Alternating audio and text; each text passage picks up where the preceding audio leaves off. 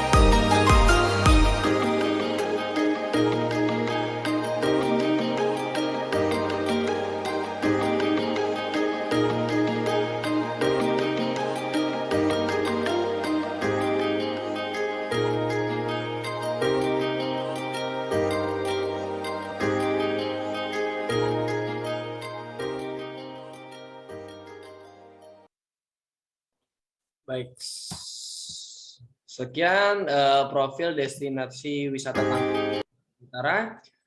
Selanjutnya ada sejarah ekowisata Tangkahan yang akan dibacakan oleh rekan saya, Febrian Gabe.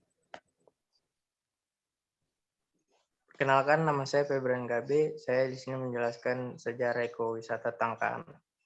Produk pariwisata alam Tangkahan yang menjadi primadona pariwisata alam di Sumatera Utara pertama kali diluncurkan di bulan Februari 2004. Ditandai dengan kunjungan Direktur Jenderal Pengembangan Destinasi Pariwisata, Kementerian Pariwisata dan Kebudayaan. Sebelumnya, Tangkahan terkenal sebagai surganya pembalak liar yang membalak kekayaan hutan Tangkahan secara sistematis.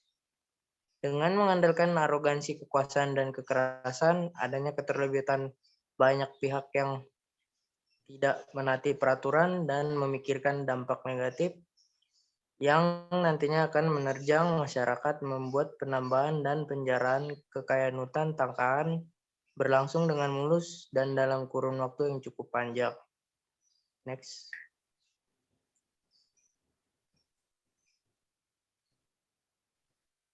Tingginya permintaan pasar akan kayu menimbulkan persoalan sosial di tengah masyarakat Tangkahan.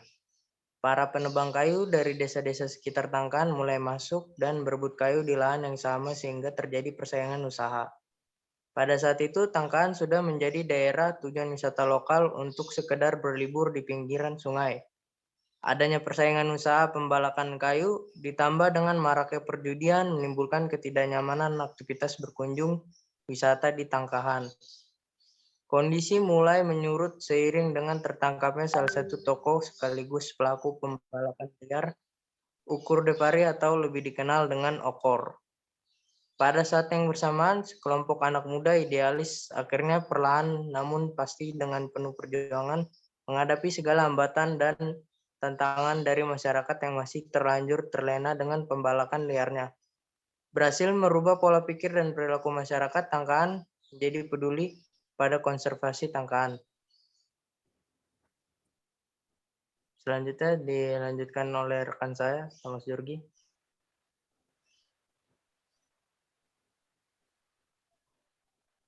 Baik, perkenalkan nama saya Thomas Jorgi. Kawasan ini memiliki tipe ekosistem dataran rendah, dataran tinggi, dengan kondisi hutan yang masih terjaga kemurniannya. Flora fauna yang terdapat pada kawasan ini berupa kantong semar, Replesia amorphophallus, SP, damar, meranti, mayang, sedangkan fauna yang terdapat di kawasan ini berupa gajah, orangutan, kera, ekor panjang, harimau, kambing hutan, babi hutan, burung, kuas, serta lainnya. Kawasan ini merupakan tempat pertemuan Sungai Bulu dan Sungai Batang. Serangan kondisi air cukup jernih, namun pada saat hujan permukaan air sungai akan naik dan air berubah keruh untuk selanjutnya berangsur-angsur jernih kembali dalam waktu yang tidak terlalu lama. Sebagian besar penduduknya hidup dari sektor pertanian dan perkebunan. Anak-anak mudanya banyak yang bekerja sebagai guide pemandu di lokasi wisata ini. Mayoritas suku Karo dan sebagian lagi adalah suku Jawa serta Melayu. Potensi wisata berupa pemandian air panas, gua kalong, gua kambing, air terjun, dan jalur trekking dengan berjalan kaki ataupun dengan menaiki gajah Sumatera. Kegiatan wisata yang dapat dilakukan berupa berpetualangan dan menyikap rahasia hutan hujan tropis Sumatera dengan trekking atau menunggangi gajah Sumatera dengan rute pendek dan rute panjang sampai ke Bukit Lawang ikut memandikan gajah Sumatera, mengarungi jeram sungai dengan menggunakan ban, tubing atau rubberboat, berkemah di areal camping ground, menyusuri gua alam, menyegarkan badan dengan mandi di sungai yang jernih, mengamati atraksi satwa, menyaksikan atraksi budaya lokal, dan menikmati kuliner khas lokal.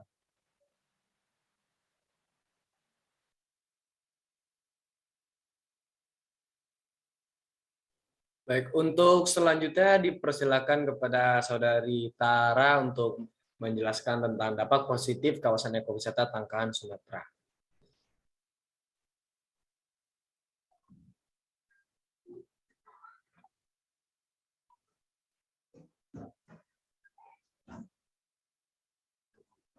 Perkenalkan, nama saya Tara Pumendelika. Di sini saya akan menjelaskan bagaimana dampak positif kawasan ekowisata Tangkahan Sumatera Utara.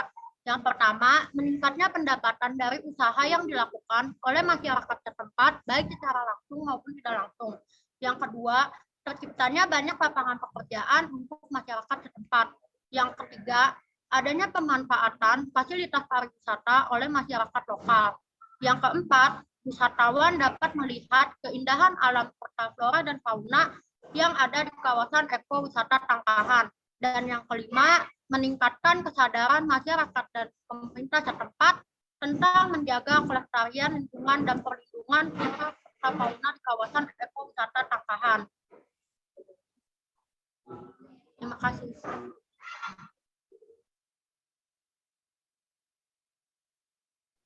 Selanjutnya yang akan dijelaskan oleh Saudari Tiara. Perkenalkan, nama saya Tiara Martananda. Di sini saya akan menjelaskan dampak negatif adanya ekowisata Tangkahan di Sumatera Utara. Pertama, ketergantungan yang terlalu besar pada kawasan ekowisata Tangkahan karena masyarakat lokal menggantungkan pendapatan pada kegiatan ekowisata Tangkahan. Yang kedua, banyaknya lapangan kerja akan membuat tekanan terhadap sumber daya alam manusia yang ada di ekowisata Tangkahan. Yang ketiga, adanya limbah yang dihasilkan oleh fasilitas pariwisata akan merusak ekosistem yang ada di wisata Tangkahan. Yang keempat, kegiatan wisatawan dapat memberikan tekanan pada lingkungan Tangkahan melalui beberapa cara, yaitu perusaknya habitat kehidupan liar, polusi, serta pencemaran limbah. Yang kelima, kurangnya penyuluhan atau edukasi sadar wisata kepada masyarakat setempat tentang pentingnya melestarikan kawasan ekowisata di Tangkahan yang akan mengakibatkan rusaknya tempat ekowisata di Tangkahan.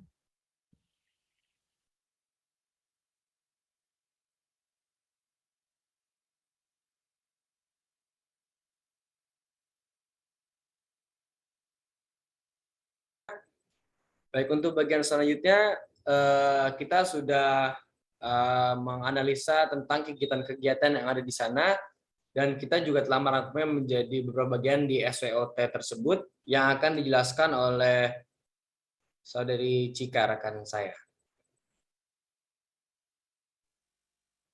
Saya akan menjelaskan tentang SWOT dari ekowisata Tangkahan. Dari strain yang pertama, banyaknya bentuk kegiatan-kegiatan wisata yang ditawarkan. Yang kedua, keberaneka-ragaman flora dan fauna di kawasan ekowisata Tangkahan.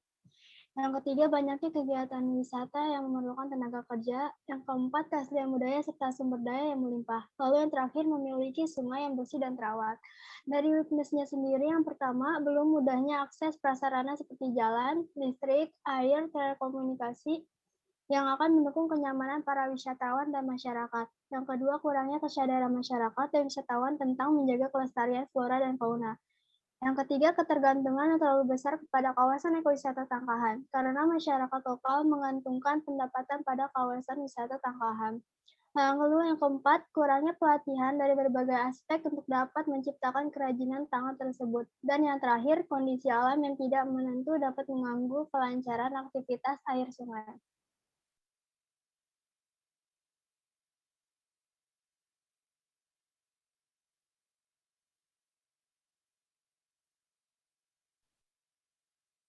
Untuk selanjutnya, Saudari Sari, boleh lanjutkan.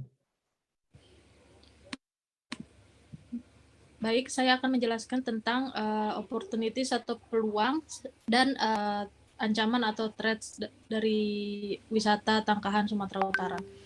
Dari opportunities atau peluangnya sendiri itu ada 5, yaitu pasar wisatawan yang terbuka dan meningkat setiap tahunnya. Yang kedua, terbukanya ruang penelitian flora dan fauna. Ketiga, itu terbukanya lapangan pekerjaan. 4, itu mengembangkan kerajinan tangan sebagai cenderamata atau souvenir. Dan yang kelima, itu sungai yang bersih dapat dimanfaatkan menjadi wisata susur sungai. Lalu ada ancaman atau threats, itu ada 5 juga. Yang pertama itu ada tereksplorasinya tempat-tempat yang terlindungi oleh masyarakat setempat.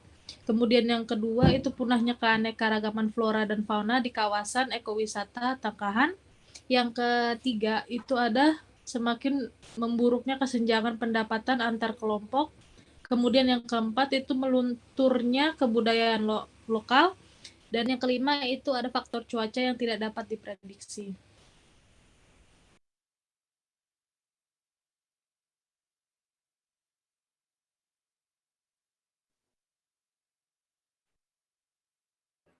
Baik, untuk selanjutnya dari analisis yang beberapa kita sudah paparkan di atas tentang kekuatan, kelemahan, peluang, dan ancaman yang ada di kawasan ekowisata Tangkahan, kami juga sudah membuat tabel matrix yang kami bisa jelaskan nanti oleh saya sendiri dan rekan saya nanti Firman Reza. Baik, selanjutnya saya akan menjelaskan tentang matriks dari analisa SWOT yang sudah kami buat. Sebelumnya saya akan menjelaskan tentang ada 2 faktor yang membuat SWOT tersebut. Ada faktor internal serta faktor eksternal. Faktor internal itu sendiri terdiri dari kekuatan serta kelemahan, dan faktor eksternal ada peluang serta ancamannya. Yang pertama, faktor internal dari kekuatan tersebut. 1. Banyaknya bentuk kegiatan-kegiatan wisata yang dapat ditawarkan, banyaknya tempat wisata di sana. Yang kedua, keberaneka-ragaman flora dan fauna di kawasan ekowisata Tangkahan. Yang ketiga, banyaknya kegiatan wisata yang memerlukan tenaga kerja. Yang keempat, keaslian budaya serta sumber daya yang melimpah. Yang kelima, memiliki sungai yang bersih dan terawat. Dari kekuatan tersebut, kami juga telah membuat analisa tentang kelemahannya. Yang pertama, 1. Belum mudahnya akses prasarana seperti jalan, listrik, air, telekomunikasi yang akan mendukung kenyamanan para wisatawan yang berkunjung ke kawasan wisata Tangkahan. Yang kedua, kurangnya kesadaran masyarakat dan wisatawan tentang menjaga kelestarian flora dan fauna. Yang ketiga, ketergantungan yang terlalu besar pada kawasan ekowisata Tangkahan karena masyarakat lokal menggantungkan pendapatan pada kawasan wisata Tangkahan. Yang keempat, kurangnya pelatihan dari berbagai aspek agar dapat menciptakan kerajinan tangan atau souvenir cenderamata dari wisata Tangkahan. Yang kelima, kondisi alam yang tidak menentu dapat mengganggu kelancaran aktivitas di sisir sungai ekowisata Tangkahan.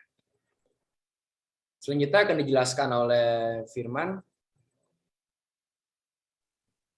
Ya, saya di sini Firman Dija Dermawan akan menjelaskan faktor eksternal. Yang pertama itu ada opportunity peluang. Pertama, pasar wisata yang terbuka dan meningkatkan setiap tahunnya. Kedua, terbukanya ruang penelitian flora dan fauna. Yang ketiga, terbentuknya lapangan pekerjaan. Yang keempat, mengembangkan kerajinan tangan sebagai cenderamata atau souvenir. Yang kelima, sungai yang bersih dapat dimanfaatkan menjadi wisata susur sungai. Di sini juga ada risk atau ancaman. Yang pertama, tereksplorasinya tempat-tempat yang terlindungi oleh masyarakat setempat. Yang kedua, punahnya keanekaragaman flora dan fauna di kawasan ekowisata Tangkahan. Yang ketiga, semakin memburuknya kesenjangan pendapatan antara kelompok. Yang keempat, melunturnya kebudayaan lokal. Yang kelima, faktor cuaca yang tidak dapat diprediksi. Baik, dari kekuatan, kelemahan, opportunity, dan ancaman tersebut, kami juga telah membuat analisa tentang strategi dari kelemahan, ancaman, dan kekuatan tersebut. Yang pertama, ada strategi kekuatan peluang. Adanya perlunya promosi media yang menarik dan modern agar wisatawan mancanegara bisa tahu tentang keberadaan ekowisata Tangkahan. Yang kedua, mengundang secara terbuka kepada universitas dan para peneliti lokal maupun asing untuk melakukan penelitian tentang flora dan fauna di ekowisata Tangkahan. Yang ketiga, mengembangkan kegiatan-kegiatan yang memerlukan tenaga kerja. Yang keempat, membangun kios atau gerai untuk memasarkan produk kerajinan tangan seperti souvenir ataupun cenderamata dari ekowisata Tangkahan. Yang kelima, mengembangkan promosi melalui foto-foto suasana desa, sungai, dan persawahan. Dari selanjutnya ada strategi untuk mengatasi kelemahan peluang tersebut. Kelemahan dari peluang. 1. Bekerja sama dengan pemerintah dan masyarakat setempat dalam pembangunan akses jalan.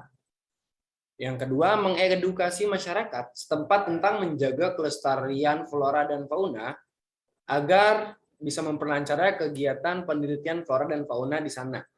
Yang ketiga, memperbanyak lapangan pekerjaan.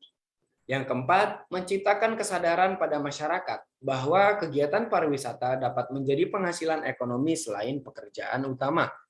Yang kelima, melaksanakan pembangunan kompleks wisata air Sungai Bulu sebagai pemanfaatan atas sungai yang bersih dan terawat. Selanjutnya ada strategi ancaman yang akan dijelaskan oleh Firman kembali. Di sini juga ada strategi kekuatan atau ancaman. Yang pertama, memberikan peraturan yang sudah disepakati masyarakat setempat untuk menjaga kelestarian. Yang kedua, membuka cagar alam untuk flora dan fauna. Yang ketiga, menetapkan standar upah pada tenaga kerja di kawasan wisata. Yang keempat, memberikan edukasi pemanfaatan bahan-bahan alami, menjaga produk industri kreatif. Yang kelima, memberikan kesadaran untuk masyarakat tentang kebersihan lingkungan. Di sini juga ada strategi di sini juga ada strategi kelemahan dari ancaman. Yang pertama, mengusulkan peraturan adat setempat. Yang kedua, memberikan penghargaan terhadap masyarakat yang mengedukasi ataupun ikut serta melestarikan. Yang ketiga, membentuk pola kementerian yang dikembangkan di kawasan ekowisata Tangkahan. Yang keempat, mempromosikan kampanye cinta produk lokal. Yang kelima, mengetahui waktu yang tepat untuk melaksanakan kegiatan wisata sisir sungai. Baik, setelah analisa di atas dan membuat tabel matriksnya, kami juga sudah menyiapkan beberapa saran yang nanti akan dijelaskan oleh Saudari Cici untuk keberlangsungan ekowisata Tangkahan di sana. Nama saya Cici Maria Sihombing. Di sini kelompok kami telah membentuk atau membuat saran untuk kawasan ekowisata Tangkahan di Sumatera Utara. Yang pertama, kawasan ekowisata Tangkahan memerlukan pengembangan yang berkelanjutan karena kawasan ini berpotensi menjadi tempat wisata yang sangat menarik. Yang kedua, aksesibilitas jalan menuju kawasan ekowisata Tangkahan perlu diperbaiki karena banyak pengunjung mengeluh dengan keadaan jalan yang buruk. Yang ketiga, diperlukan kerjasama pemerintah daerah untuk memperbaiki sarana dan prasarana yang ada di kawasan ekowisata Tangkahan. Yang keempat, pemerintah serta rakyat lebih memperhatikan kawasan tersebut agar terjaga kelestariannya. Dan yang terakhir, dari hasil penelitian, diperlukan penambahan fasilitas seperti musola, tempat ganti baju, joglo-joglo untuk bersantai, dan tempat jual makan dan minum.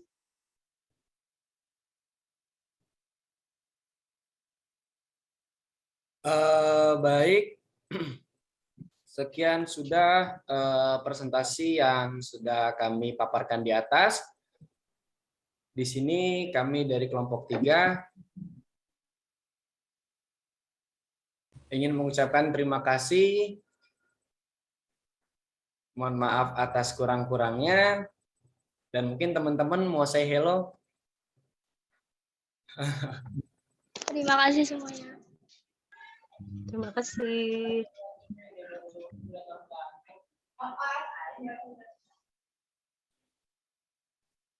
Baik. Kita sudahi presentasi kali ini. Wassalamualaikum warahmatullahi wabarakatuh. Sampai jumpa.